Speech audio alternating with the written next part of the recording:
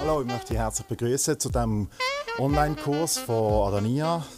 Wir sind hier im Kurs Saxophon und ich bin der Yves Dobler aus Münchenstein bei Basel. Ich bin Berufsmusiker auf Sopran, Tenor, Alto, Bariton-Sax und Querflöte, Altflöte, Irish Tin Whistle, Klarinette und so vieles.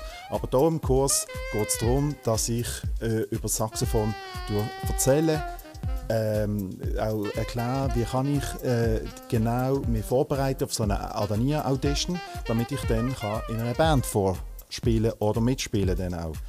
Also, es geht darum, dass wir die Stücke erarbeiten, einen Schritt nach dem anderen, und dazu ich noch ein paar so Saxophon-Specials einstreuen, so ein paar Effekte wie Rolling, Bending, Triller und so weiter.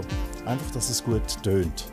Und ich bin auch schon seit über 20 Jahren mit Adania zusammen im Studio und ich muss sagen, es ist eine sehr gute Sache. Es hat mich immer wieder bewegt, die Lieder, wie sie Botschaft sehr gut ausdrücken, auch die Bibel praktisch erzählen und das Wort Gottes und so auch die Liebe zeigen zum Nächsten.